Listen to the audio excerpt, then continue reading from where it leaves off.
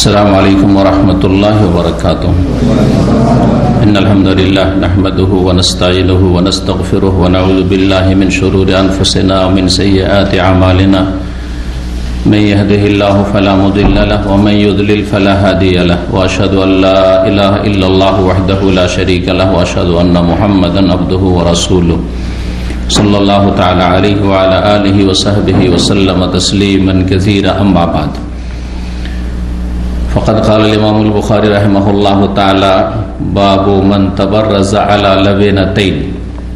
क़ाल हद्दसना अब्दुल्लाह इब्न यूसुफ़ क़ाल अख़बरना मालिक अन यहया इब्न सईद अन मुहम्मद इब्न यहया इब्न हिब्बान अन अम्मिहि वासिअ इब्न हिब्बान अन अब्दुल्लाह इब्न उमर अन्नहु काना यक़ूल इन्ना नासन यक़ूलून इज़ा क़अदत अला हाजतिका फ़ला तस्तक़बिलिल क़िबलता वला बैतल मक़दिस। फ़क़ाल अब्दुल्लाह इब्न उमर लक़द इर्तक़ैतु यौमन अला ज़हरि बैतिन लना फ़रअयतु रसूलल्लाह सल्लल्लाहु अलैहि वसल्लम अला लबनतैन मुस्तक़बिलन बैतल मक़दिस लिहाजतिहि वक़ाल लअल्लक मिनल्लज़ीना युसल्लूना अला औराक़िहिम फ़क़ुल्तु ला अदरी वल्लाह। क़ाल मालिकुन यानी अल्लज़ी युसल्ली वला यर्तफ़िउ अनिल अर्दि यसजुदु व हुवा लासिक़ुन बिल अर्द। মহান আল্লাহর সমস্ত প্রশংসা যে আল্লাহ রাব্বুল আলামিন আমাদের সৃষ্টি করেছেন এবং আমাদেরকে জীবনযাপনের সঠিক নিয়ম নীতিমালা শিক্ষাদান করার জন্য ওহী নাযিল করেছেন এবং শেষ নবী প্রিয় নবী মুহাম্মদ রাসূলুল্লাহ সাল্লাল্লাহু আলাইহি ওয়াসাল্লামকে শেষ রাসূলকে প্রেরণ করেছেন, তার ইত্তেবা অনুসরণ করাও ফরজ করেছেন। আমাদের ধারাবাহিক আলোচনা সহিহুল বুখারীর পর্ব চলছে ওযু সম্পর্কে। আজ 26শে রবিউল সানি মোতাবেক 1442 হিজরি মোতাবেক 11 ডিসেম্বর 2020। আলোচনা পর্ব নম্বর 4 এই ওযুর, আর অধ্যায় নম্বর হচ্ছে 12। ইমাম বুখারী রাহিমাহুল্লাহ বলছেন বাবু মান তাবাররাজা আলা লাবনাতাইন। এই অধ্যায় হচ্ছে এমন কোন ব্যক্তি সম্পর্কে যেই ব্যক্তি দুটো ইটের উপর বসে পেশাব পায়খানা করে। কেউ যদি দুটো ইটের উপর পা দিয়ে ভর দিয়ে পায়খানা পেশাব করে প্রাকৃতিক প্রয়োজন, জি প্রাকৃতিক প্রয়োজন হচ্ছে আরবিতে কাজায়ে হাজাত। এই কথাটি অনেকে আমাদের দেশেও বলে। হাজা মানে প্রয়োজন, তো এই প্রয়োজন কোন প্রয়োজন? প্রাকৃতিক প্রয়োজন, মানুষ হিসাবে যেসব প্রয়োজন রয়েছে, অর্থাৎ পেশাব পায়খানা কথাটি শুনতে একটু যেন কেমন শ্রুতিকটু, শুনতে ভালো লাগছে না। সেই জন্য আরবি ভাষায় ভদ্রতার ভাষা হচ্ছে কাজায়ে হাজাত। কাদা মানে পুরা করা, হাজাত মানে প্রাকৃতিক প্রয়োজন। এখানে তাবাররাজা, বারাজ, এই বারাজ শব্দটি আজকাল ব্যবহার করা হয়। আপনি যদি চেকআপে যান, পেশাব পায়খানা চেকআপে যান, তাহলে বউল আর বারাজ, বউল হচ্ছে ইউরিন পেশাব, আর পায়খানা চেক করা হচ্ছে বারাজ। তো বলছেন বাবু মান তাবাররাজা আলা লাবনাতাইন। লাবেনা কাঁচা ইটকে বলা হয়। এক হচ্ছে পোড়া ইট আর একটা হচ্ছে কাঁচা ইট। লাবেনা ইটের উপর পা দিয়ে পেশাব পায়খানা করা, যাতে করে পেশাব পায়খানা আপনার শরীরে না লেগে যায়। যদি কেউ পেশাব করছে ওই সময় যদি মাটিতে বসে থাকে তো পেশাবগুলি গড়ে এসে পায়ে লাগতে পারে, কিন্তু ইটের উপর যদি পা থাকে তাহলে অন্তত পায়ে আর লাগছে না। জি, আজকাল যে টয়লেটগুলো বানানো টয়লেট, সেখানেও দেখেন এইগুলো পায়ের জায়গাগুলো উঁচা করা আছে একটু, তাই না? একটু উঁচা করা আছে। আর উঁচা না থাকলে আশঙ্কা আছে। উঁচা যদি না করা থাকে তো পেশাব পায়খানা যেখানে গড়ে পড়েছে সেই জায়গাটা নিচে করা আছে, তো এটা হলো উঁচা করা। জি, তার মানে এরকমটা কেউ যদি করে, দুটো ইটের উপর পা দিয়ে আছে, ঘর দিয়ে আর বসে পেশাব পায়খানা করছে, তো এটা প্রমাণিত, কোনো অসুবিধা নেই। তাবেঈ ওয়াসিঅ বিন হিব্বান রহমতুল্লাহ আলাইহি বর্ণনা করেছেন প্রখ্যাত সাহাবী আব্দুল্লাহ বিন উমর রাদিয়াল্লাহু তাআলা আনহুমা থেকে। দ্বিতীয় খলিফা আমিরুল মুমিনিন ওমর রাদিয়াল্লাহু তাআলা আনহুর ছেলে এবং বড় একজন সাহাবী ছিলেন। ওমর রাদিয়াল্লাহু তাআলা আনহুর পরে যদি তার পিতা কঠোরভাবে নিষেধ না করে যেতেন তো অনেকের প্রস্তাব ছিল যে তিনি খলিফা হবেন, এত যোগ্য মানুষ। মানে তিনি ওসমান, আলী, অন্যান্য এইরকম যারা সিনিয়র সাহাবায়ে কেরাম তাদের মর্যাদার ইলমের দিক থেকে, আমলের দিক থেকে, সুন্নতের পাবন্দির ক্ষেত্রে তার বিস্ময়কর ঘটনাবলী রয়েছে। এত সুন্নতের পাবন্দ ছিলেন। সুন্নাত মানে আবার দেশীয় ভাষা বাঙালিদের কাছে আর বিশেষ করে বিদাতপন্থীদের কাছে দাড়ি টুপি, তাই না? সুন্নতি পোশাক মানে জুব্বা, এগুলো আসলে ভুল। সুন্নাত মানে জীবনের প্রতিটি ক্ষেত্রে রাসূলুল্লাহ সাল্লাল্লাহু আলাইহি ওয়াসাল্লামের আদর্শ মেনে চলা। যেখানে যেটা করেছেন সেটা আকীদার ক্ষেত্রে হোক, ইবাদতের ক্ষেত্রে হোক, আখলাক চরিত্রের ক্ষেত্রে হোক, চলাফেরার ক্ষেত্রে হোক, ব্যক্তি জীবনে হোক, পারিবারিক জীবনে হোক, জিকির আজকারের ক্ষেত্রে হোক, জি, সামাজিক ক্ষেত্রে হোক, মানুষের সাথে চলাফেরার ক্ষেত্রে হোক। একজন মানুষ অসুখ হয়েছে তো আমার সুন্নতি কাজ ওর সাথে, এখানে সুন্নাত। একজন মানুষ মারা গেছে, তা আপনি শুনতে পেলেন যে একজন মুসলিম মারা গেছে, আর আপনি জানাজায় হাজির হইতে পারবেন, তার দাফনে হাজির হইতে পারবেন, তো এখানে সুন্নতি তরিকা কি যে না ভাই গরিব মানুষ, সুতরাং এখানে যাওয়ার তো কোনো সার্থকতা নেই। যেমন কালকের এক জানাজা দেখলাম, একজন বাংলাদেশি জানাজা হইল, 5টা বাঙালি ছাড়া কেউ নেই, সব আরবরাই জানাজা পড়ল। কারণ মানুষ যে গরিব, তারা জানাজায় গিয়ে যার পার্থিব কোনো ফায়দা নেই। ধনীদের জানাজায় যদিও বেদিন হোক না কেন, যদিও নাস্তিক হোক না কেন, যদিও মুশরিক হোক না কেন, কবর পূজারী হোক না কেন, লক্ষ লক্ষ লোক, ঠিক, জি হ্যাঁ। তো এগুলো আসলে সুন্নত না যে আমি সুন্নতি কাজ করে এলাম, জি, লক্ষ লক্ষ লোক জানাজে হাজির হয়েছে। আরে সব বিদাতি, আর বিদাতির জানাজে গেছে না, নাস্তিক বিধর্মী, সে ইসলাম বিদ্বেষী, তার জানাজায় লক্ষ লক্ষ হাজার হাজার লোক, ফায়দা কি? জি, কোন সুন্নাত পালন করতে গেছেন আপনি? তো কথা হচ্ছে যে সুন্নাত মানে সার্বিক জীবনে রাসূলুল্লাহ সাল্লাল্লাহু আলাইহি ওয়াসাল্লামের আদর্শের বাস্তবায়ন। এই কথাটা সব সময় যদি আকীদার পরিশুদ্ধি আপনার হয়ে থাকে, আকীদা মানহাজ ঠিক হয়ে থাকে, তাহলে এটা সবসময় রাখবে। আর 2-4টা কাজের নাম সুন্নত না। কেউ রফেদেন করলো সুন্নত, আমি জোরে বললে সুন্নাত, হ্যাঁ সুন্নাত অবশ্যই, এগুলো সুন্নত, কিন্তু অনেক ক্ষেত্রে সুন্নত নেই, কিন্তু প্রচলিত সুন্নাত। দাড়ি ওয়াজিব, সুন্নাত নাই, কিন্তু দাড়ি টুপি মানে সুন্নত মূর্খদের কাছে। না, টুপি সুন্নত নাই, যেটা সুন্নত নেই সেটাও সুন্নাত, যেটা ওয়াজিব সেটাও সুন্নাত। অজ্ঞতা, আসলে অজ্ঞতা সমাজে। টুপি সুন্নাত নাই মানে এই কথা বলছি না যে টুপি ছাড়া চলাফেরা করেন। টুপি সমাজে ভদ্র পোশাক, ইসলামী পোশাক, নেক মানুষদের পরিচয়, ভালো মানুষদের পরিচয় আপনাদের সমাজে, সুতরাং করুন। কিন্তু যেসব দেশে টুপি থাকলেও আর না থাকলেও সমান, কেরালায়, শ্রীলঙ্কায় টুপি না থাকলেও খুতবা দিতে দিবে, আর টুপি থাকলেও খুতবা দিতে দিবে। কিন্তু বাঙালি জাতি বিনা টুপিতে খুতবা দিতে দিবে, বক্তব্য করতে দেবে, আপনাকে আলেম বলবে। একটা মূর্খের মাথায় যদি টুপি থাকার মুখে দাঁড়িয়ে থাকে তো ও হচ্ছে হুজুর, কেমন আছেন, আল্লামা সাহেব, সব আল্লাহ, এখন হুজুরও না, সব আল্লাহ, দাড়ি টুপি থাকলে। আর যদি বড় থেকে বড় আলেম হয় আর মাথায় টুপি না থাকে তো সমাজেও মূর্খ লোক। কি আছে, কোন এলেম আছে, পরিচয় আছে? তো আপনার সমাজে যেমন তেমন চলেন, এটা প্রশংসনীয়, ভালো জিনিস অবশ্যই, কিন্তু ভালো হইলেই যে স্যার সুন্নত, মোটেই না। ভালো পোশাক প্রশংসনীয়, কিন্তু ভালো পোশাক সুন্নাত। প্যান্ট শার্ট পরলে সুন্নতের খেলাফ পোশাক হয়ে গেল, আর পাঞ্জাবি পরলে, পাঞ্জাবের সাথে সম্পর্কিত, পাঞ্জাবে তাহলে শুরু হয়েছে কাজটা। পাঞ্জাব ভারত পাকিস্তানের একটা প্রদেশ, তাই না? ওইখানে শুরু হয়েছে, সেই জন্য নাম পাঞ্জাবি। পাঞ্জাবি কোন, তাহলে ই হয়ে গেল ইসলামী পোশাক। যাক, কথা লম্বা না করে আসি। আব্দুল্লাহ বিন উমর রাদিয়াল্লাহু তাআলা আনহু অত্যন্ত সুন্নতের পাবন্দ ছিলেন। জি, সফরে রাসূলুল্লাহর সাথে থেকেছেন, যেখানে যেখানে রাসূলুল্লাহ সাল্লাল্লাহু আলাইহি ওয়াসাল্লাম বসেছেন, অবস্থান করেছেন, ওখানে একটু বসতেন, যেখানে একটু নামি। যদিও এটা তার সুন্নতের সাথে বা নবী সাল্লাল্লাহু আলাইহি ওয়াসাল্লামের আদর্শের সাথে, জীবনীর সাথে অত্যন্ত ভালোবাসার পরিচয়, কিন্তু এটা কোন সুন্নত নয় যে যেখানে নবী সাল্লাল্লাহু আলাইহি ওয়াসাল্লাম বসেছেন, যে রাস্তা দিয়ে হেঁটেছেন আপনাকে হাঁটতে হবে, যে রাস্তা দিয়ে নবী সাল্লাল্লাহু আলাইহি ওয়াসাল্লাম হিজরত করে এসেছেন ওই রাস্তা দিয়ে মক্কা থেকে মদিনা আসবেন আপনি, এমন কিছু আছে সওয়াবের কাজ? এমন কিছু নাই। রাস্তা বদলেও গেছে, যদিও এই রাস্তা কিন্তু তারিকুল হিজরা বলা হচ্ছে, মানে আনুমানিক চেষ্টা করা হয়েছে যে রাস্তাটি মক্কা থেকে মদিনা আসছে সেটা তারিকুল হিজরার কাছাকাছি, কিন্তু ঠিক ওই রাস্তা দিয়ে একবার এসছেন রাসূলুল্লাহ সাল্লাল্লাহু আলাইহি ওয়াসাল্লাম এমন কিছু নাই।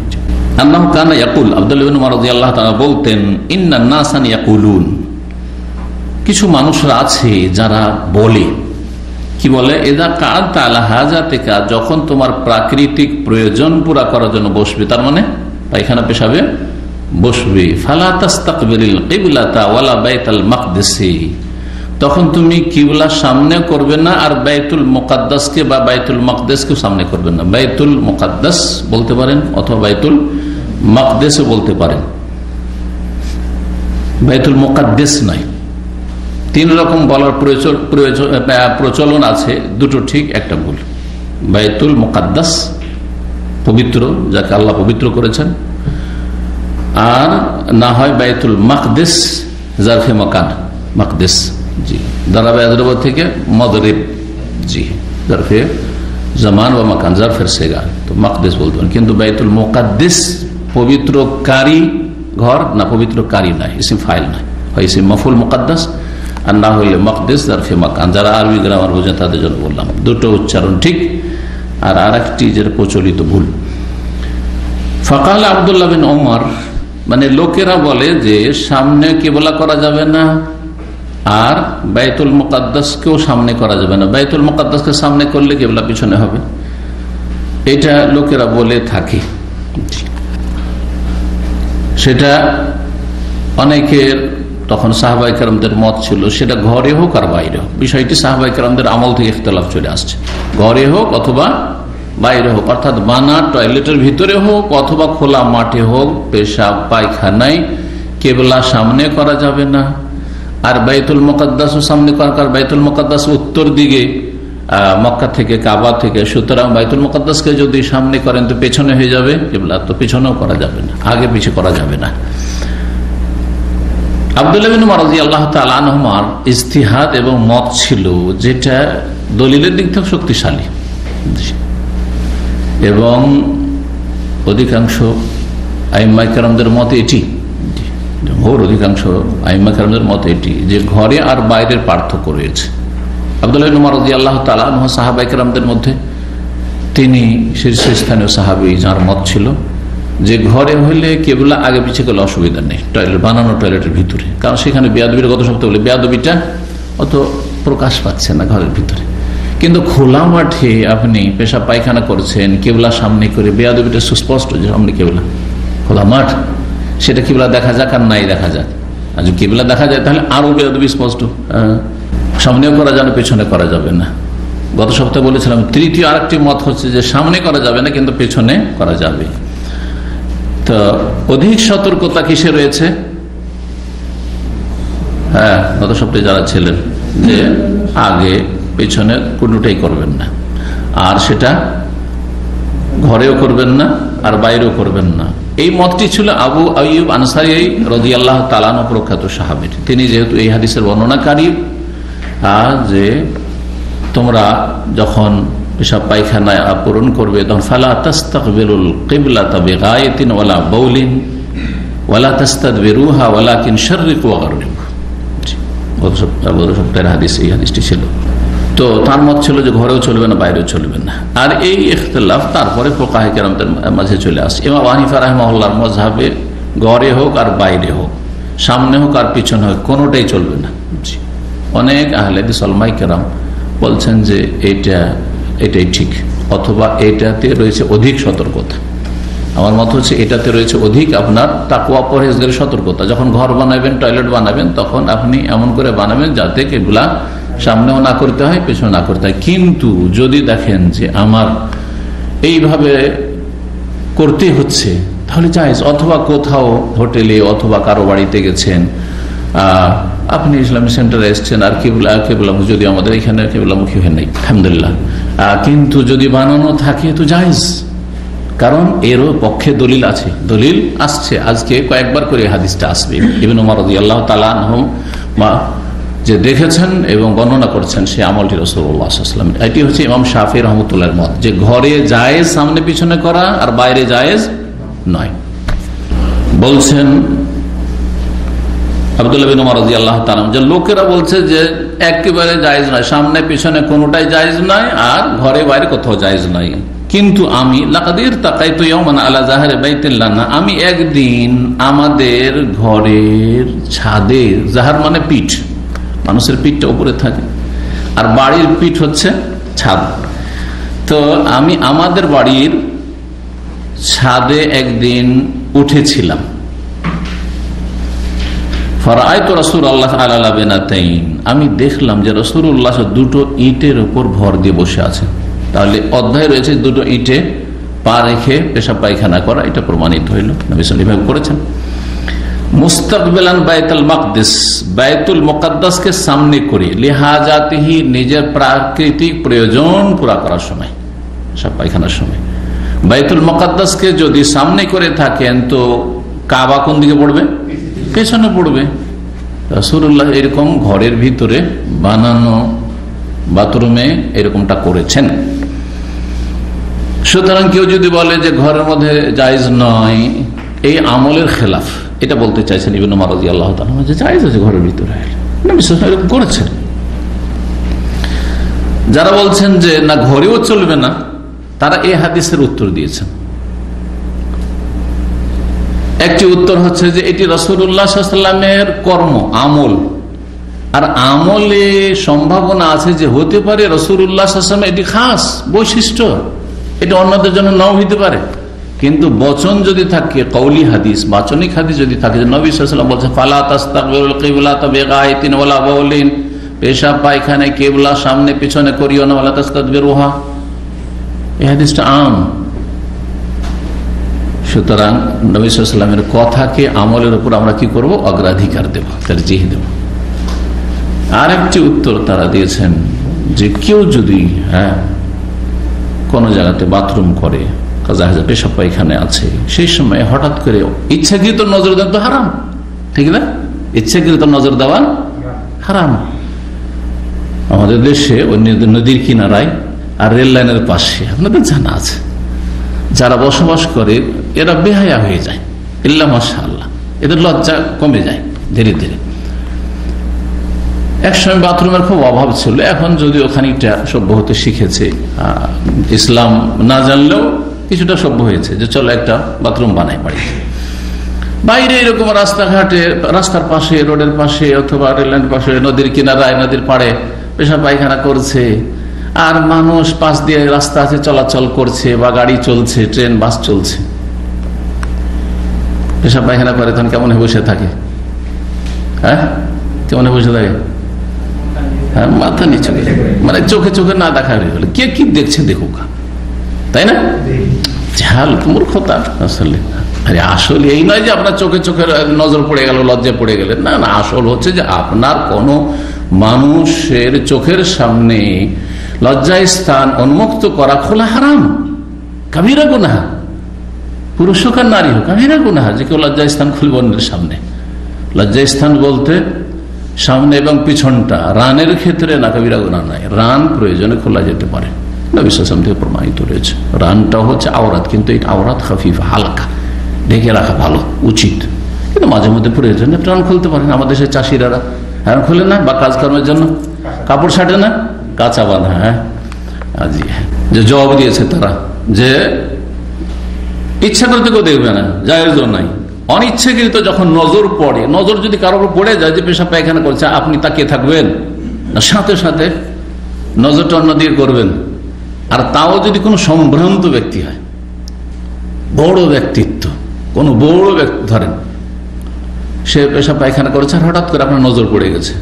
জি, আচ্ছা, নবী সাল্লাল্লাহু আলাইহি ওয়াসাল্লাম তৈরিকৃত বাথরুমের ভিতরে পেশাব পায়খানা করছিলেন, সেই সময় কেমন করে নজর পড়লো? টয়লেটের ভিতরে কেউ যদি বাথরুম করে তো নজর পড়তে পারে? পড়বে না? তখনকার যুগে শুধু ঘেরা থাকতো, টাটি বুঝেন নাকি? টাটিতে ঘেরা থাকতো, ওপরটা খোলা থাকতো। গ্রামে গঞ্জে এরকম বাথরুম দেখেন নাই? জি, এগুলি তো ছিল আসলে।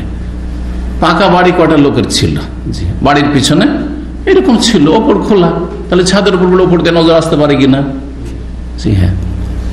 যখন আজকাল বাড়িতে বাথরুম তৈরি হয়েছে তখন বাড়িরও ছাদ আছে আর বাথরুমেরও ছাদ আছে, তো ছাদে চড়তেই নজর পড়ে গেছে।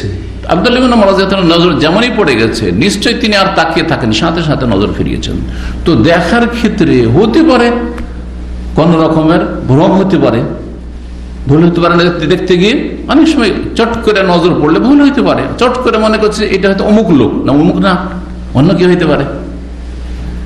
আবার অনেক সময় বাথরুমে ধরেন বসে আছে এইভাবে, কিন্তু এরকম করে বসে থাকে, অনেকে বসে থাকে এরকম বাথরুমে যখন বসে না এরকম করে বসে আছে, তাহলে হঠাৎ নজর পড়লে ভাবে যে ওইদিকে মুখ করে, তার মানে এইদিকে মুখ করে হয়তো বাথরুম করছে, ঠিক না?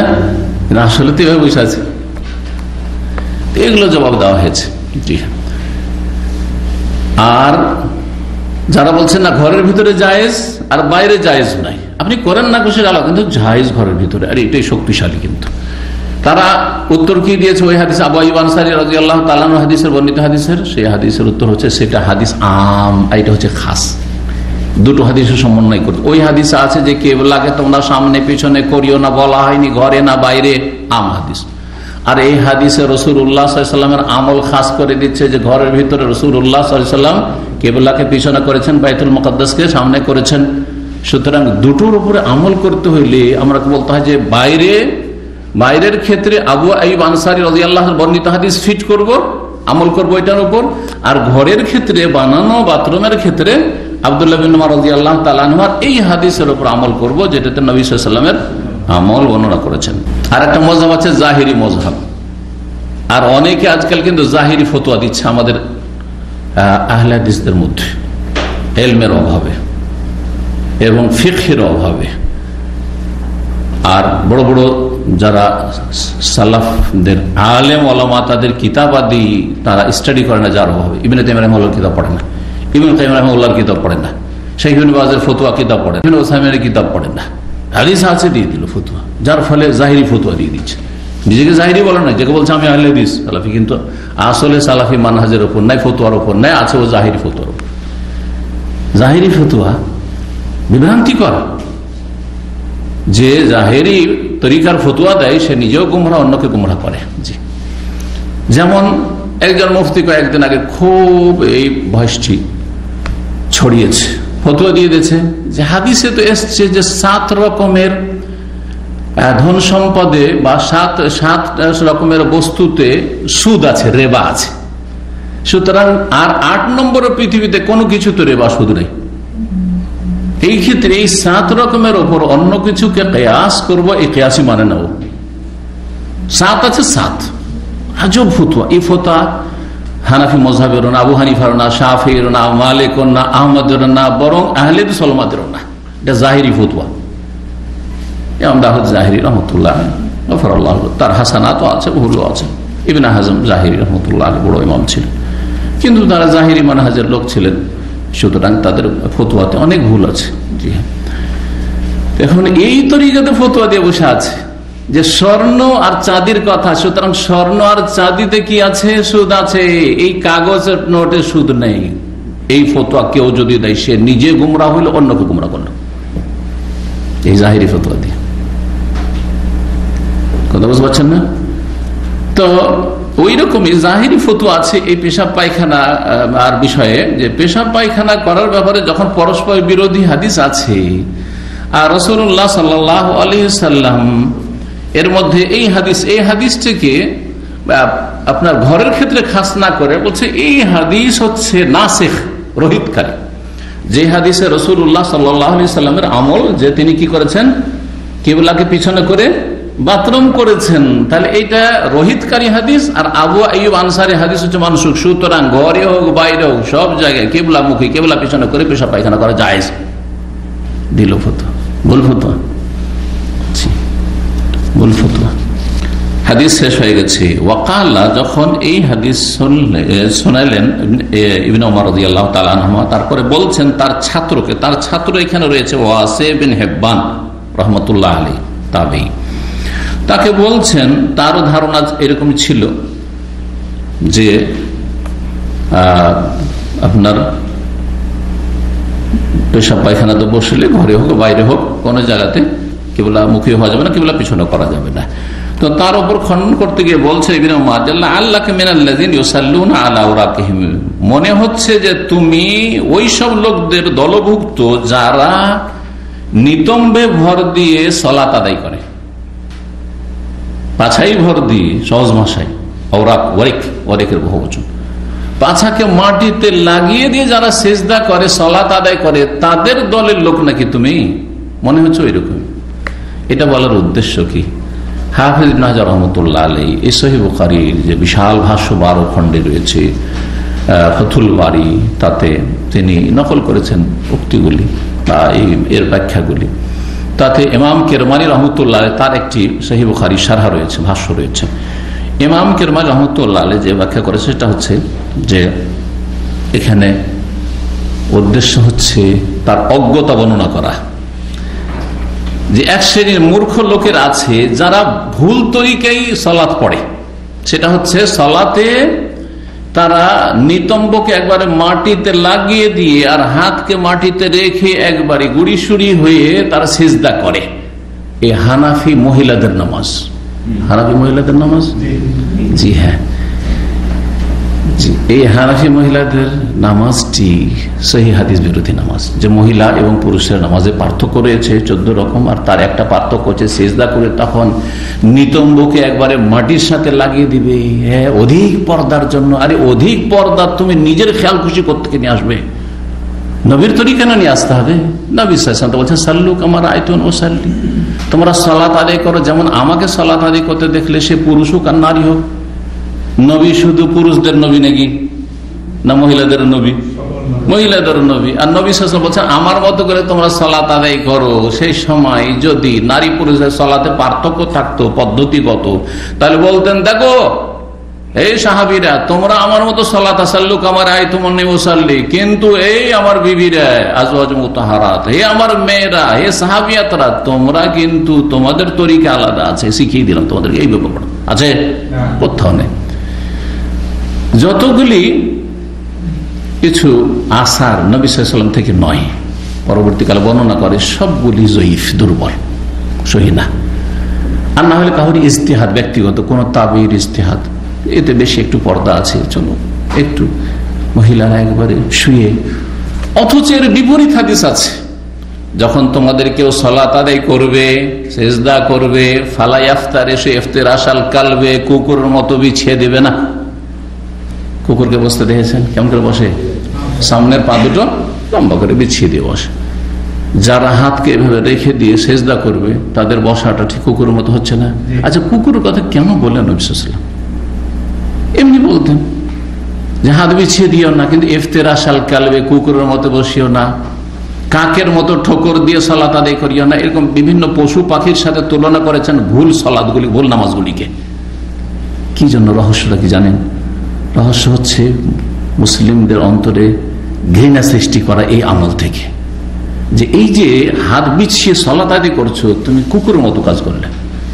তুমি যে ঠাক ঠাক ঠাক ঠাক তাড়াতাড়ি করে রুকু সেজদা, এই যে সালাত পড়ছো, তুমি নাখরাতুন কানাখরাতিল গোরাব, কাকের মতো ঠোকর মারছো, মুরগির ঠোকর মারা নামাজ, এইরকম সালাত পড়বে না। কথা বোঝা গেছে?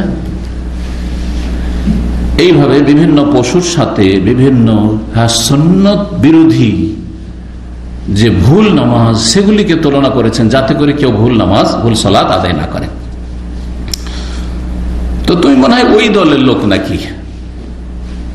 তো ওই দল বলতে এখানে জাহেলদেরকে বোঝানো হয়েছে যারা সুন্নত জানে না, সুন্নত থেকে মূর্খ।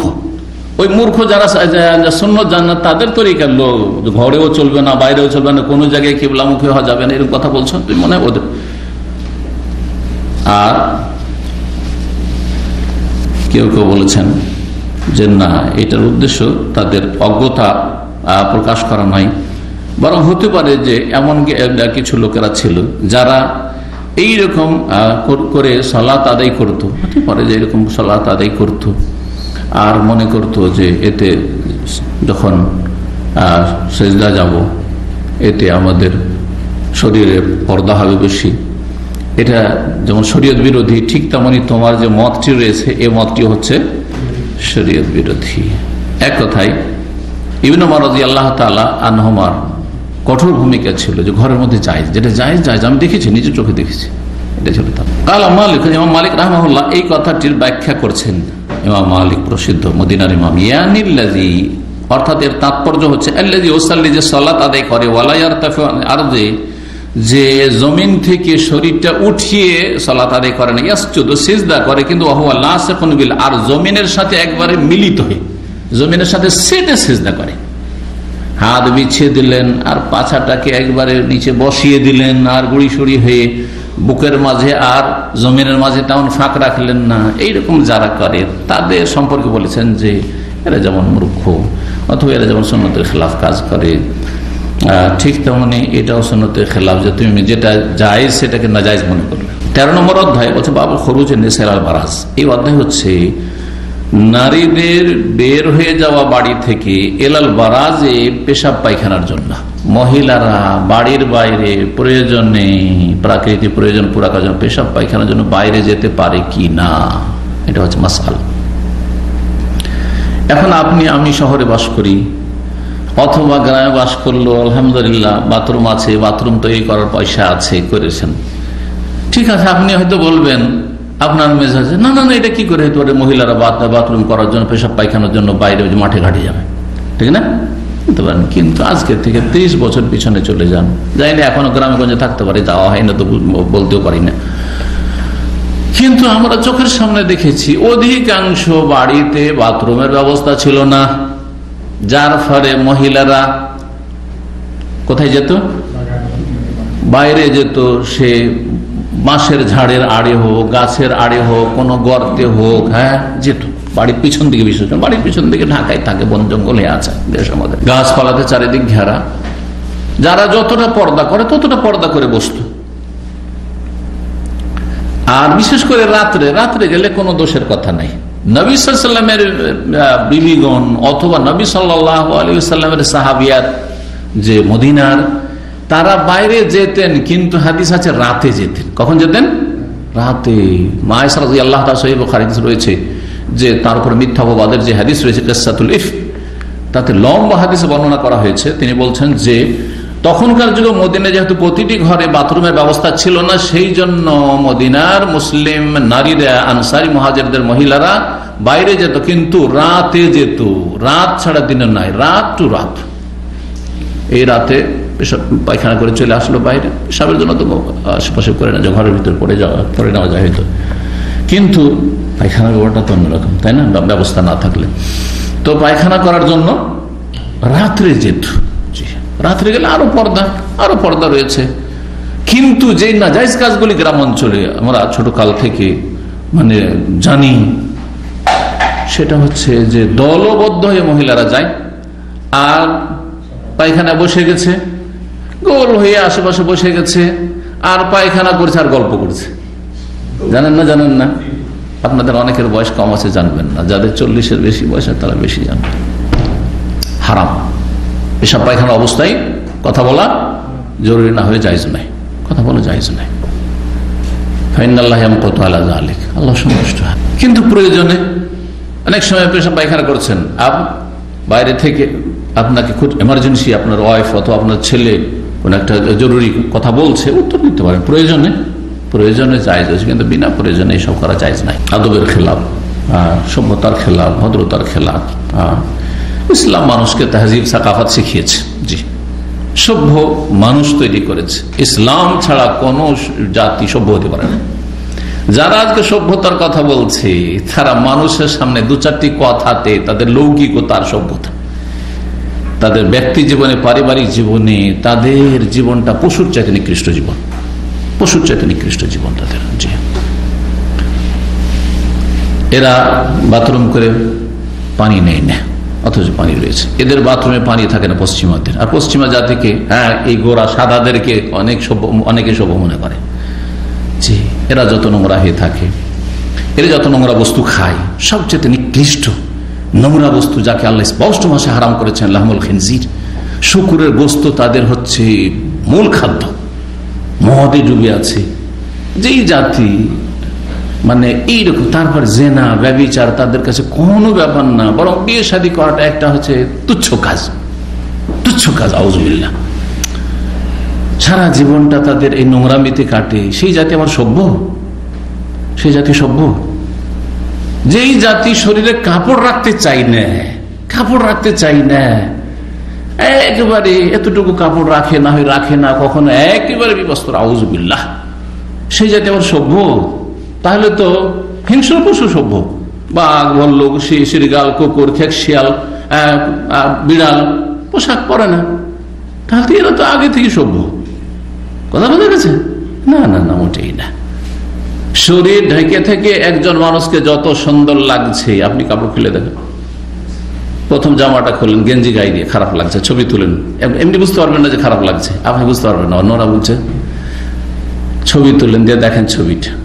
আচ্ছা, আমি একটা আরো ছোট উদাহরণ দিচ্ছি, এটা পরীক্ষিত। পায়ে যদি মোজা না থাকে আর পায়ের ছবি আসে, দেখতে একবারে বেশি লাগবে পায়ের ছবিটা, কিন্তু মোজা যদি থাকে দেখতে সুন্দর লাগবে। ঠিক কিনা? চিন্তা করেন আপনি। তাহলে বোঝা গেল যে পোশাক জিনাত, আল্লাহ কোরআন এটাকে জিনাত বলেছেন। যেমন পর্দা আবরণ, তেমনি জিনাত। জি, মা আয়েশা রাদিয়াল্লাহু তাআলা আনহা থেকে বর্ণিত হাদিস বলছেন, আন্না আজওয়াজান নবী সাল্লাল্লাহু আলাইহি ওয়াসাল্লাম কুননা ইয়াখরুজনা বিল-লাইল। চলে আসছে এখানে হাদিস। নবী সাল্লাল্লাহু আলাইহি ওয়াসাল্লাম বিবিগণ কুননা ইয়াখরুজনা বিল-লাইল, রাতে তারা বেরোতেন, রাত্রে যেতেন, দিনে নাই। তাহলে যদি সম্ভব হয়, কারো অভাবের কারণে যদি বাথরুমের ব্যবস্থা না থাকে আর মহিলাদেরকে বাইরে যেতে হয়, তো তাদের জন্য উচিত হবে রাত্রে যাওয়া, রাতের অন্ধকারে, রাতের অন্ধকারে, দিনে যাবে না। আজকাল রাতেও তো ফিতনা, শয়তানদের ফিতনা বাইরে, সুতরাং সেখানেও একজন মাহরাম যদি কাছাকাছি থাকে, কেউ দাঁড়িয়ে আছে, কোনো পুরুষ স্বামী অথবা, তাহলে একটা প্রোটেকশন ব্যবস্থা আছে। না হলে আজকাল তো বুঝতে পারছি কি ধর্ষণ হচ্ছে, তাই না? ওটাও খেয়াল রাখতে হবে, যেটা সেই যুগে ছিল না। তারপরে কয়েকজন গেল, আর একটু দূরে দূরে বসলো, আর কেউ কারোর সাথে কথা বললো না, তাহলে অনেকটা নিরাপদ। জি, দিনে যদি একান্ত যেতে হয়, তাহলে বাইরে হইলেও যেন পর্দা থাকে, আশেপাশে কোনো পুরুষ লোক নেই, পুরুষ লোকের নজর আসবে না, এরকম। জি, রাতে তারা বেরোতেন। এজা তাবাররাজান ইলাল মানাসি, যখন তারা পেশাব পায়খানার জন্য যেতেন, কোথায় বেরোতেন? ইয়াখরুজনা বিল-লাইল ইলাল মানাসি, মানাসে নামক এলাকায়। মানাসে নাসা থেকে, নাসা মানে হচ্ছে খালিস, খোলা ময়দান। এই জন্য এর ব্যাখ্যা করেছে ওয়াহুয়া সাঈদুন আফিয়াহ। সাঈদুন মানে হচ্ছে ভূপৃষ্ঠ, এই যে মাটি, জমিন, খোলা মাঠ। আর আফিয়াহ মানে হচ্ছে ওয়াসি, আউসা, প্রশস্ত, প্রশস্ত খোলা মাঠ। এটা কোন দিকে ছিল? বাকির যে কবরস্থান রয়েছে, আমাদের দেশের মানুষরা জান্নাতুল বাকি বলে, তা আমরা বাকি বললে শুনতে ভালো লাগে না, তাই না? যত বিদাতি কথা শুনতে ভালো লাগবে, জান্নাতুল বাকি, জান্নাতুল মুআল্লা, রওজা শরীফ, তাই না, মাজার শরীফ, শুনতে কত সুন্দর লাগছে। কিন্তু শয়তান খারাপ জিনিসকে সাজিয়ে সাজিয়ে পেশ করে। সে খারাপ কাজ হোক অথবা খারাপ কথা হোক, বেদাতি কথা হোক, ওগুলোকে সাজিয়ে পেশ করে। জি, জান্নাতুল বাকি নামে কোনো কিছু নেই আসলে। জান্নাতুল বাকি বলা মানে এটা একটা ভুল ধারণা দেওয়া মানুষকে, যে এই বাকিতে কেউ যদি দাফন হয় তো জান্নাত। অথচ ঈমান এবং নেক আমল ছাড়া, ফরজ ওয়াজিবের হেফাজত ছাড়া, আর সহি আকীদা, বিশুদ্ধ আকীদা, তাওহীদ ছাড়া কেউ জান্নাতে যেতে পারবে না। তার উপরে আল্লাহর রহমত হবে, তখন আল্লাহর রহমত হবে।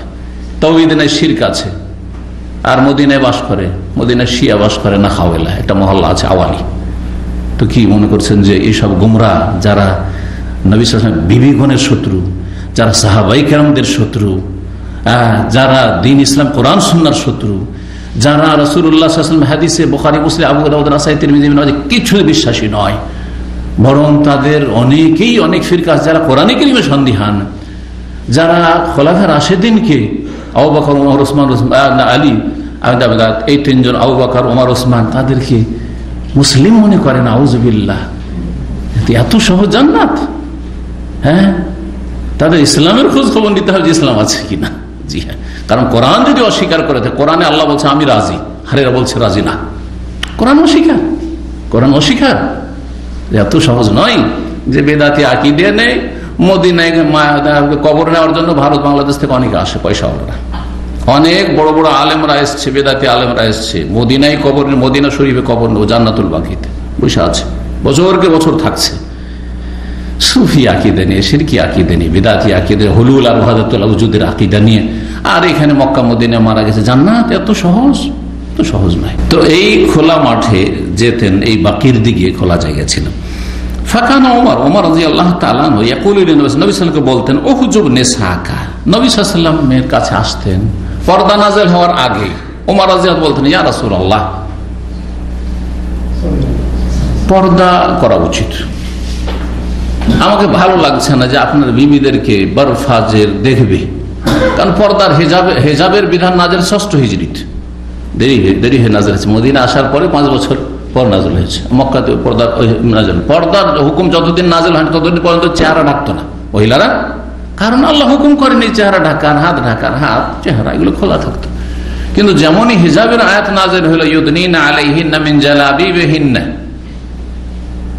এই আয়াত যখন সূরা আহজাবে নাযিল হইল, তখন নবী সাল্লাল্লাহু আলাইহি সাল্লামের বিবিগণ, তারপরে সাহাবিয়াত সবাই তখন একটা চোখ খুলে, তখনকার পাতলাই কাপড় ছিল না, নিকাবের ব্যবস্থা ছিল না, মোটা মোটা কাপড়, তখন ঘোমটা টেনে একটা চোখ দিয়ে রাস্তা দেখে রাস্তার কিনারা কিনারা মহিলারা চলতেন। তো ওমর রাদিয়াল্লাহু তাআলা বেশ কিছু বিষয়ে তলব করতেন বা মন থেকে চাইতেন যে আল্লাহ এটা হয়তো, আল্লাহ এটা হয়তো। তার মধ্যে একটি ছিল হেজাব, পর্দা। আল্লাহ পর্দার বিধান তুমি নাযিল করে দাও, মহিলারা এরকম চেহারা করে চলাফেরা করবে, এটা ভালো লাগছে না। আল্লাহ তার মতের অনুকূলে ওহী নাযিল করেছেন অনেক বিষয়, তার মধ্যে এটা একটি বিষয়, বেশ কিছু বিষয় ছিল। পর্দা নাযিল হওয়ার আগ পর্যন্ত বাইরে যেতেন, আর পর্দা নাযিল হওয়ার পরেও, যে ইফকের হাদিসে রয়েছে যে পর্দা নাযিল হওয়ার পরেও রাসূলুল্লাহ বিবিগণ রাতের বেলা মাঝে মধ্যে যেতেন, বাইরে যেতেন। জি হ্যাঁ, 2-3 একসাথে গেলেন আর কাজা হাজাত করে আসলেন, কারো বাড়িতে ওইরকম ব্যবস্থা অনেকের ছিল না। বলতে ওহুজুব নিসাকা, আপনার বিবিদের আপনি হেজাবের ব্যবস্থা করুন, হেজাবের নির্দেশ দিন। ফালাম ইয়াকুন রাসূল ইয়াফআলু, কিন্তু রাসূলুল্লাহ সাল্লাল্লাহু আলাইহি ওয়াসাল্লাম এই কাজটি করতেন না। কেন করতেন না? শিথিলতা ছিল না, তিনি নিজে আগে বেড়ে কিছু করতেন না। অমায়ান্তিকু আনিল হাওয়া, সূরা নাজম আল্লাহ বলেছেন, নিজের পক্ষ থেকে কোনো কথা বলতেন। আল্লাহ বলেনি চেহারা ঢাকতে আমি কেন বলবো? এখনো তো হুকুম আসেনি। ধীরে ধীরে ইসলামের বিধানগুলি 23 বছরে নাযিল হয়েছে, একবারে নাযিল হয়নি। বড় হিকমত ছিল, কারণ কাফের মুশরিক 360টা মূর্তির পূজা করছে মক্কার অলিতে গলিতে, আর কাবার চারিদিকে 360টা মূর্তি। আর তাদেরকে যদি একবারে বলা হয় মদ হারাম, চেহারা খোলা হারাম, হ্যাঁ, এই 5 ওয়াক্ত তোমাকে সালাত পড়তে হবে, এই সিয়াম রাখতে হবে, এই যাকাত দিতে হবে, বলছি এতগুলি পারবো না, বাদ, সব বাদ। মুরতাদ হয়ে যেত, তাই না? মুসলমানই হইতো না। না, আস্তে আস্তে আস্তে আস্তে আস্তে আস্তে ইসলাম কমপ্লিট নাযিল হওয়ার পরে আস্তে আস্তে চলবে না। অর্থাৎ আপনি আজকে ইসলামিক সেন্টারে এসছেন, আর আপনি কোন একটা মাসলা জিজ্ঞাসা করছেন, যে মাসলাটা সালাতের মাসলা নয়, অন্য কিছু জিজ্ঞাসা করছেন। ধরেন আপনার বিবির চেহারার কথা বলছেন, আমি বলবো যে না, জায়েজ, জায়েজ আছে না, কারণ ওহী নাযিল হয়ে আছে যে চেহারা ঢাকতে হবে, সুতরাং বলবো আপনাকে। যদি জিজ্ঞাসা করে টাকনাটা ঢাকা যাবে কিনা কাপড় দিয়ে, না টাকনার উপরে রাখতে হবে, কি বলবো? আপনার জন্য চলবে বলবো নাকি? না, জায়েজ বলবো না, কারণ দিন কমপ্লিট হয়ে গেছে, আমার লোক আবার অবকাশ নেই হারাম আমার জন্য গোপন করা, কথা বোঝা গেছে। কিন্তু আপনি যদি জিজ্ঞাসা না করেন, তো আমি আগে আপনার টাকনার নিচেও কাপড়, আর সিগারেটও খাচ্ছে, মুখ দিয়ে গন্ধ আসছে, আর শুনতে পেলাম যে তো নামাজও পড়ে না, তাহলে সবগুলি একসাথে বলবো না, সবগুলি। এটা হচ্ছে দাওয়ার হিকমত। দাওয়াতের কাজে কি হিকমত? দাড়িও নেই, প্রথম দিনই বলবো ভাই দাড়িটা রেখে আসিও, বলবো নাকি? কখন না, এটা তরিকা না, এটা দাওয়াতের হিকমত না। কিন্তু আপনি যদি জিজ্ঞাসা করেন দাড়ির হুকুম কি, অবশ্যই বলবো যে ওয়াজিব। আপনি জিজ্ঞাসা করে ফেলেছেন, আমাকে সহি কথা বলতে হবে না, কিয়ামতে ফেসে যাবো। কিন্তু আপনি যদি জিজ্ঞাসা না করেন, তাহলে আপনাকে দাড়ির দাওয়াত দেবো না। প্রথম কিসের দাওয়াত দেবো? তৌহিদ। যদি জানি যে আপনি মাজারপন্থী, আটরসি, মাইজ ভান্ডারি, আপনি দেওয়ানবাগী, তা আগে তৌহিদ, সালাতের আগে তৌহিদের কথা বলুন। কবর পূজা ছাড়ুন, পীর পূজা ছাড়ুন, মাজার পূজা ছাড়ুন, না হলে কিচ্ছু কবুল হবে না। এই নামাজ পড়ে লাভ নাই, জুমা বেকার আপনার এই শিরকি কুফরি আকীদা নিয়ে কোনো কাজে আসবে না। এটা আপনি তৌহিদি জনতা না, শিরকি জনতা, আপনি যতই বলেন না কেন। আপনি জানছি মাশাআল্লাহ তাওহীদ, কিন্তু তাওহীদের সাথে সাথে তাওহীদের সমানই গুরুত্ব রাখি কিন্তু সালাত। সুতরাং বলবো আপনাকে 5 ওয়াক্ত সালাত পড়বেন।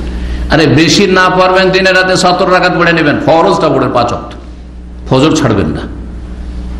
সুন্নাত ভারী লাগছে, ঠিক আছে, আস্তে আস্তে পড়েন।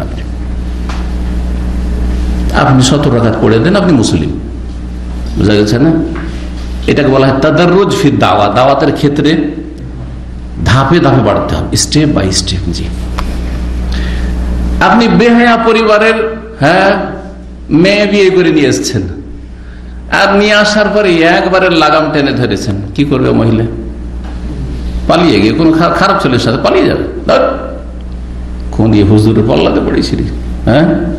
ঠিক না? আপনি প্রথম যেতেন না, আপনিও বেহায়া পরিবারে, বেদিন পরিবারে যেতেন না, যখন গিয়েছেন তো আস্তে আস্তে লাগাম টানে, আস্তে আস্তে রশি টানে, আস্তে আস্তে। আল আহাম্ম ফাল মুহিম, যেটা বেশি গুরুত্বপূর্ণ আর গুরুত্বপূর্ণ সবই। আবার আমাদের কাছে এটা নেই, যেমন অনেকে বলে হাইজ নেফাসের মাসলা, সুন্নতের মাসলা, আপনারা এগুলো নিয়ে কেন বাড়াবাড়ি করেন? আরে রফে দেন, আমিন জোরে আসতে যাই করুক সারা জীবন বলবেন না, এটা ভুল কথা। অবশ্যই বলতে হবে, কিন্তু গুরুত্বপূর্ণ আর অধিক গুরুত্বপূর্ণ, বুঝা গেছে না? গুরুত্বপূর্ণ আর অধিক গুরুত্বপূর্ণ। আপনি যখন গ্রামে যাবেন, দেখবেন যে বড় রোগ, ঠিক ডাক্তার কাছে রুগী আসে, একটা লোক এসছে করোনা রুগী, আর তার সাথে তার মেলাগুলি রোগ আছে, আরো রোগ আছে, মেলা রোগ আছে। ডাক্তার সবগুলি একসাথে ওষুধ দিবে, এতগুলি নাকি? দেখবে যে যেটা রোগ ভালো করা এখন জরুরি, না হলে লোকটা এক্ষুনি মারা যাবে। করোনা আক্রান্ত, এখন করোনা চিকিৎসা করি, বাকিগুলো থাক, একে বাঁচিয়ে রাখি, কমসে কম বাঁচিয়ে রাখি, আস্তে আস্তে সুস্থ হলে তখন অন্য অন্য ওষুধগুলো দেবো। নবী সাল্লাল্লাহু আলাইহি ওয়াসাল্লাম করতেন না, কারণ আল্লাহর হুকুম হয়নি, নিজের পক্ষ থেকে কোনো কিছু বলতেন না, অপেক্ষায় ছিলেন যে ওহি আসলে তখন বলবেন।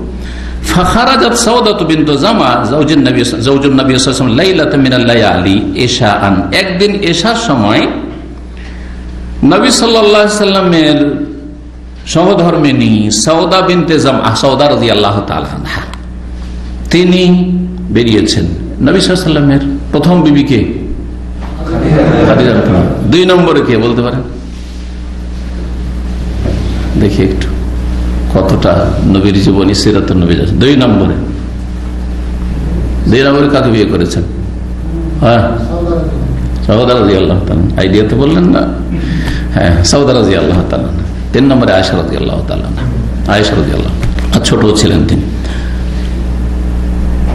সাউদা রাদিয়াল্লাহু তাআলা আনহা একদিন রাতে বেরিয়েছেন এশার সময়। ওয়াকানাত ইমরাতান তাওয়িলা, তিনি কিন্তু খুব লম্বা রমণী ছিলেন, উঁচা, জি, দীর্ঘকায়ী ছিলেন, জি। ফানাদাহু ওমর রাদিয়াল্লাহু তাআলা আনহু পছন্দ করতেন না যে নবীর বিবিরা জায়েজ হলো কেন যাবে বাইরে, রাতে হইলো কেন যাবে, শক্ত ছিলেন কিন্তু ওমর রাদিয়াল্লাহু তাআলা, দিনের ক্ষেত্রে কঠোর ছিলেন। ওমর রাদিয়াল্লাহু তাআলা সাউদাকে ডাক দিচ্ছেন, আলা শোনেন, আলা শোনেন, কাদ আরাফনাকি ইয়া সাউদা, হে সাউদা, আপনাকে আমি চিনে ফেলেছি, আপনাকে আমি রাতের অন্ধকারে হলো কি করেছি, চিনতে পেরে গেছি। কেন এই কথা বললেন? বলছেন হিরসান আলা আইয়ানজিলাল হিজাব, এই আগ্রহ নিয়ে এবং এই কথার জন্য উদ্গ্রীব হয়ে যে যাতে করে হেজাবের বিধান নাজিল হয়ে যায় আর নবী সাল্লাল্লাহু আলাইহি বিবিগণ বাইরে না যান, আর যদি যেতে হয় তাহলে চেহারা ঢেকে যান। যদিও সেটা এশার সময় ছিল, রাতের অন্ধকারে, এমন না যে লাইটিং হয়েছে এখনকার মধ্যে, অন্ধকার, বাড়িতে তো লাইটের ব্যবস্থা থাকতো না। মায়েশা রাদিয়াল্লাহু তাআলা বলছেন নবী সাল্লাল্লাহু আলাইহি ইন্তেকালের সময় বা নবী সাল্লাল্লাহু আলাইহি ওয়াসাল্লামের শেষ জীবনে তাহাজ্জুদ পড়ছেন, আর আমি দেখছি বিছানায় নেই, কোথায় গেছে? তো যদি সতীন থাকে আর বিছানায় না পায় স্বামীকে, তাহলে শয়তান কি ওয়াসওয়াসা দিবে? অন্য কারো কাছে গেছে, তাই না?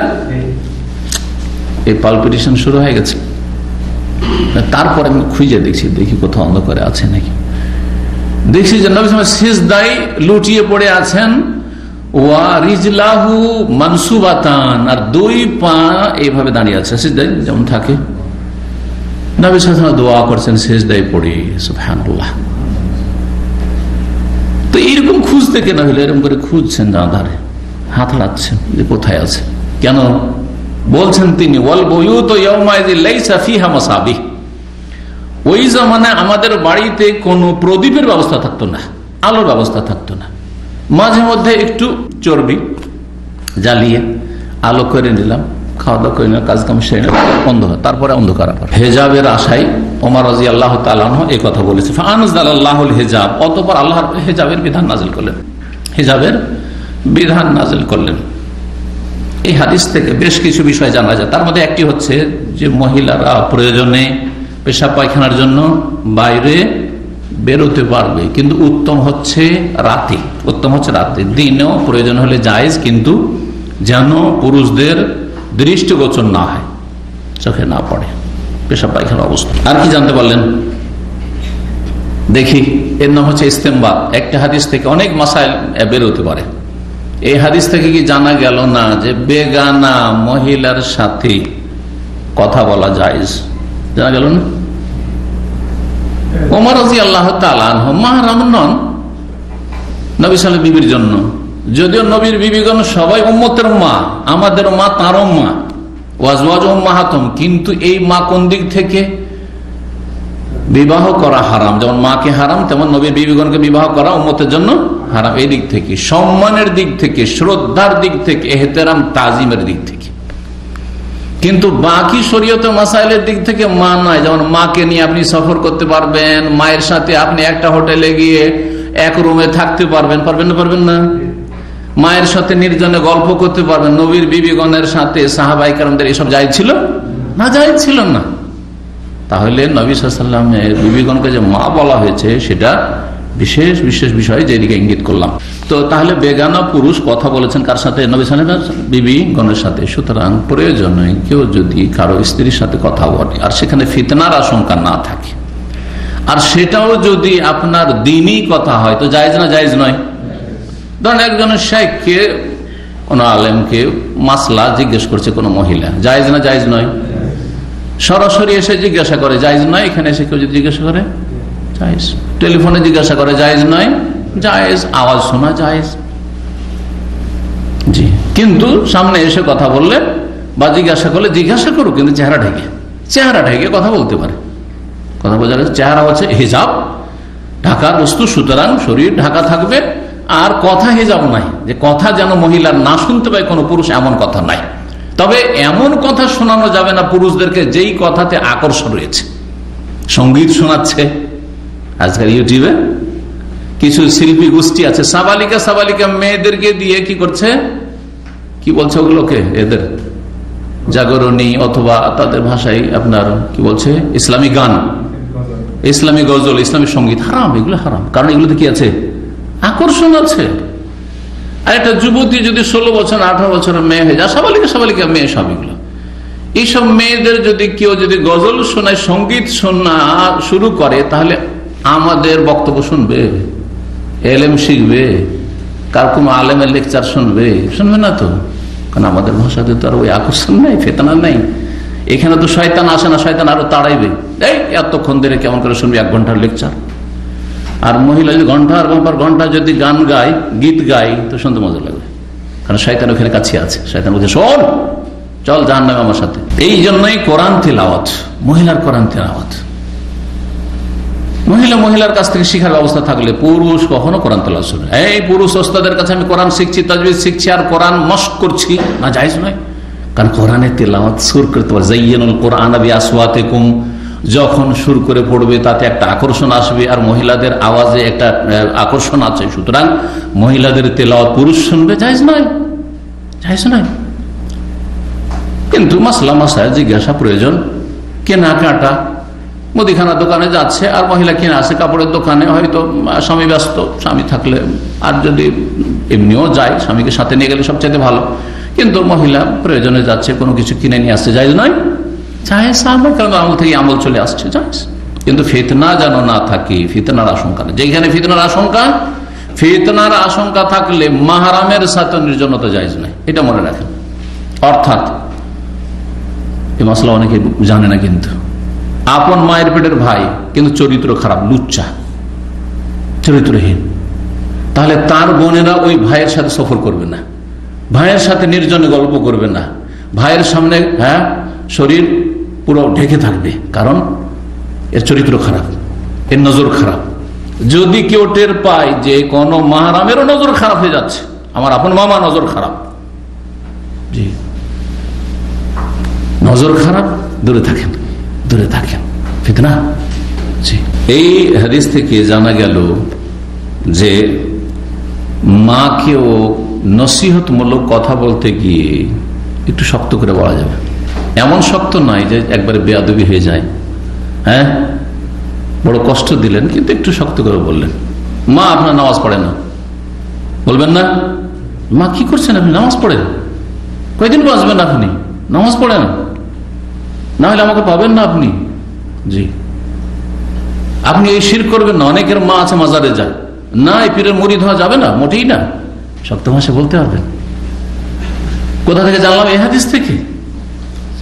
নবীর বিবিগণ, উম্মতের মা, ওমরের মা রাদিয়াল্লাহু তাআলা আনহু বলছেন, দেখেন আপনাকে আমি কিন্তু চিনে ফেলেছি, আপনি রাত্রে বেরোচ্ছেন।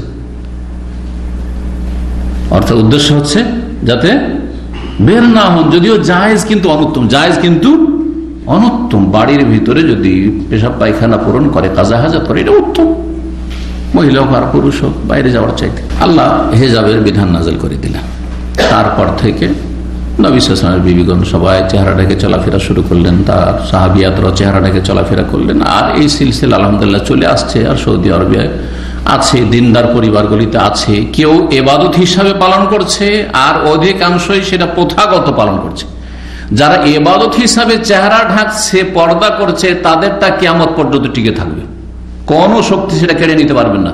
ইউরোপ আমেরিকা গেলেও চেহারা ঢাকবে, কাফেরদের মাঝে গেলেও চেহারা ঢাকবে, ভালো জায়গায় থাকলো মন্দ জায়গায় থাকলো, কথা ঠিক না?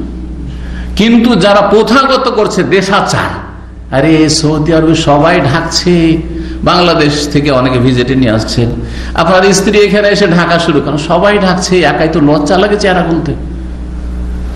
কিন্তু সে প্রথাগত করলো, দেশাচার করলো, তাহলে এই আদাত ইবাদত নাই, কোনো নেকিও পাবে না, আর এটা টিকসই হবে না। যেমনই এখান থেকে এয়ারপোর্টে যাবে, সব খুলে ব্যাগে ভরে নেবে, করছে না অনেক মহিলারা, সব খুলে ভরে নিচ্ছে।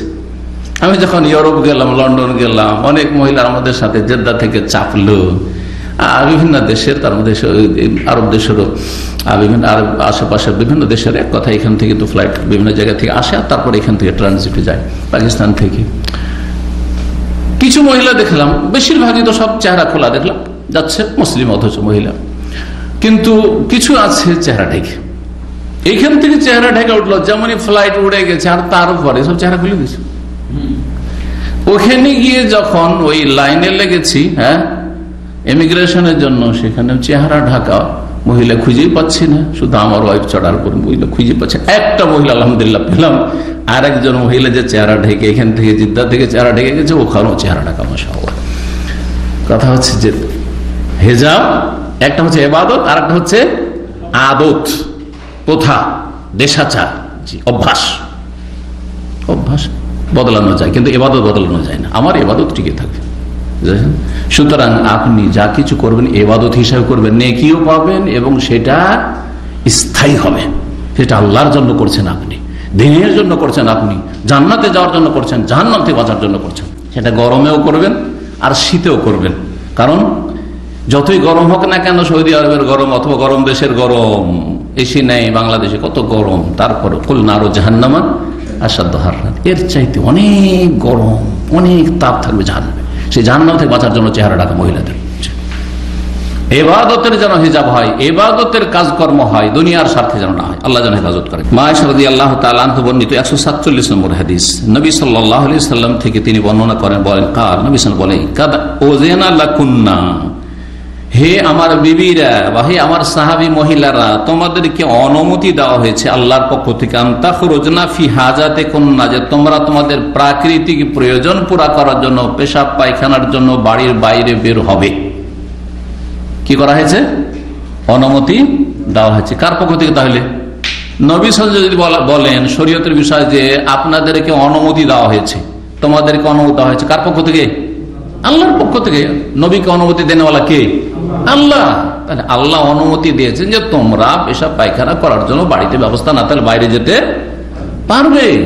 জি হ্যাঁ, এখনো পারবে, কিন্তু শর্ত হচ্ছে পর্দা, যেন বেহায়া বেপর্দা হয়ে নয়, রাস্তাতে যাওয়ার পথে আসার পথে এবং পেশাব পায়খানা পুরা করার সময় সেই সময় যেন কোনো পুরুষের নজর না আসে অথবা মহিলারও নজর না আসে। কারণ মহিলাকে দেখা যায় না। আবার আমাদের দেশে কিন্তু একটা অজ্ঞতা আছে, পুরুষরা পুরুষের সামনে কিন্তু খুব সতর্ক ঢাকে, কিন্তু মহিলার ক্ষেত্রে কিন্তু নির্লজ্জ।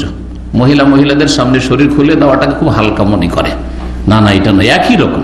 যেমন একজন পুরুষ আরেকজন পুরুষের সামনে লজ্জাস্থান ঢাকা ফরজ, ঠিক তেমনি মহিলার সামনে লজ্জাস্থান ঢাকা ফরজ। কতটা খুলতে পারবে চেহারা, মহিলার সামনে মাথা খুলতে পারবে, এটা মহিলার সামনে যেমন আমরা খুলে থাকি, কিন্তু শরীরের আপনার যেগুলি আপনার ঢাকার বস্তু, যেগুলিতে ফিতনা রয়েছে, সেগুলি মহিলার সামনেও ঢাকবে। জি, বক্ষ ঢাকবে, পিঠ ঢাকবে, তারপরে আপনার নাভি থেকে নিয়ে হাঁটু পর্যন্ত ঢাকবে। হ্যাঁ, হাঁটুর নিচেটা পুরুষের সামনে খুলতে পারবে না, কিন্তু মহিলার সামনে হাঁটুর নিচে খুলতে পারবে। জি, বাবু তাবাররুজ ফিল বুয়ুত, এই অধ্যায় হচ্ছে 14 নম্বর অধ্যায়, বাড়িতে পেশাব পায়খানা করা। আগেরটা পেলেন যে মহিলাদের জন্য বের হওয়া বাইরে, তো মহিলারাই যদি বাইরে বের হতে পারে, তাহলে পুরুষরা বাইরে তো পেশাব পায়খানা করতে পারে, তাই না? কোনো অসুবিধা নেই, প্রয়োজন নেই। এখন বাড়ির মধ্যে পেশাব পায়খানা করা যায় কিনা, যেখানে ইবাদতবন্দি করছেন, যেখানে আপনি ঘুমাচ্ছেন, বসবাস করছেন, সেই জায়গাতে বাথরুম বানানো, আজকাল বিশেষ করে যে অ্যাটাচ বাথরুম, এখানে ঘুমিয়ে এখানে সালাত আদায় করছেন আর পাশে এখানে করে বাথরুম, জায়েজ কিনা, এটা ওই হাদিস থেকে এবং এই অধ্যায় থেকে প্রমাণ করতে চাই ইমাম বুখারী রাহমাতুল্লাহ আলাইহি। বাবু তাবাররুজ মানে পেশাব পায়খানা করা, ফিল বুয়ুত বাড়িতে।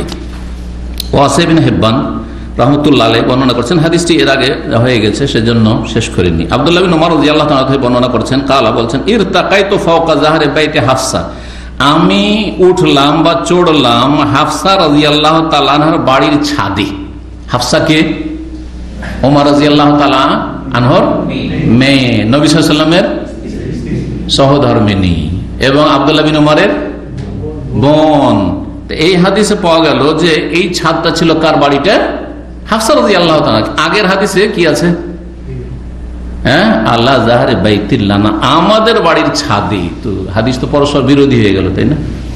বলছেন না, বিরোধী নয়, দুটোর সমন্বয়টা শুনে নেন। বোনের বাড়িকে প্রথম একটি সমন্বয় হচ্ছে যে বোনের বাড়িকে নিজের বাড়ি বলা যায়। বোন কাছাকাছি বাস করছে, বোনের বাড়ি আমাদের বাড়ি, ভাইয়ের বাড়ি নিজের বাড়ি, এই অর্থে বলা হয়েছে, যেমন অনেকে বলে থাকি।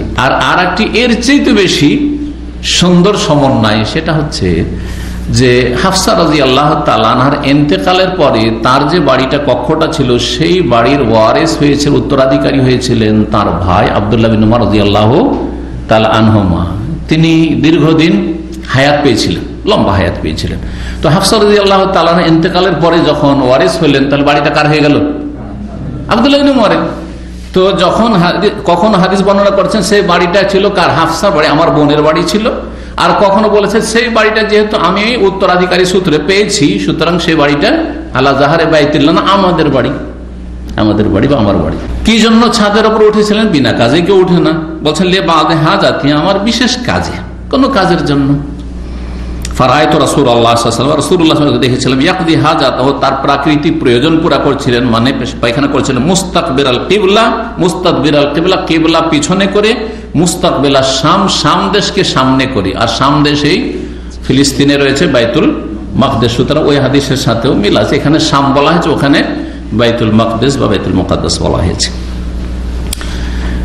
149 নম্বর হাদিস, সেই হাদিসটি এই সেম হাদিস। ওয়াসিব বিন হিব্বান রাহমাতুল্লাহ আলাইহি বলছেন যে আন্না আব্দুল্লাহ বিন উমর রাদিয়াল্লাহু তাআলা আনহু আখবারাহু, আব্দুল্লাহ বিন উমর রাদিয়াল্লাহু তাআলা তাকে জানিয়েছেন যে লাকাদ যাহারতু যাতা ইয়াউমিন আলা যাহরি বাইতিনা, আমি একদিন উঠেছিলাম, যাতা ইয়াউম মানে একদিন, আলা যাহরি বাইতিনা আমাদের বাড়ির ছাদে। এখানে আসলে আমাদের বাড়ির ছাদে।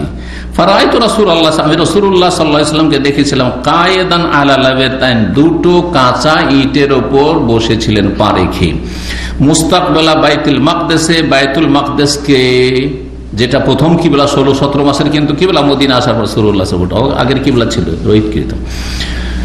প্রথম মদিনা এসে নবী সাল্লাল্লাহু আলাইহি ওয়াসাল্লাম বাইতুল মুকাদ্দাসকে সামনে করে সালাত আদায় করেন, তারপরে কিবলার পরিবর্তন হয়েছে, যেটা সূরা বাকারাতে আল্লাহ বর্ণনা করেছেন, সায়াকুলু সুফাহু মিনান নাস মা ওয়াল্লাহুম আন কিবলাতিহিম আল্লাতী কানু আলাইহা, তাহওয়িল কিবলার পরিবর্তনের কথা। বাইতুল মুকাদ্দাসের সামনে করে, তো বাইতুল মুকাদ্দাসকে সামনে করলে কাবা কোন দিকে হয়? পিছনে হয়। এইভাবে রাসূলুল্লাহ সাল্লাল্লাহু আলাইহি ওয়াসাল্লামকে দেখেছি। হাদিসগুলোর ব্যাখ্যা বিস্তারিত এর আগে হয়ে গেছে। এখানে আজকের আলোচনা শেষ করছি। আল্লাহ রাব্বুল আলামিন যেন আমাদের নেক আমল কবুল করেন, আমাদের এলেম আমলে বরকত দান করেন, আমাদের হায়াতে রুজিতে বরকত দান করেন। যেসব ভাইরা এসেছেন অথবা অনলাইনে শুনছেন, শুনবেন, আল্লাহ সকলকে যেন উত্তম প্রতিদান দান করেন এবং তাদের সার্বিক জীবনে বরকত দান করে। সমস্ত বালা মুসিবত থেকে আল্লাহ যেন হেফাজত করেন।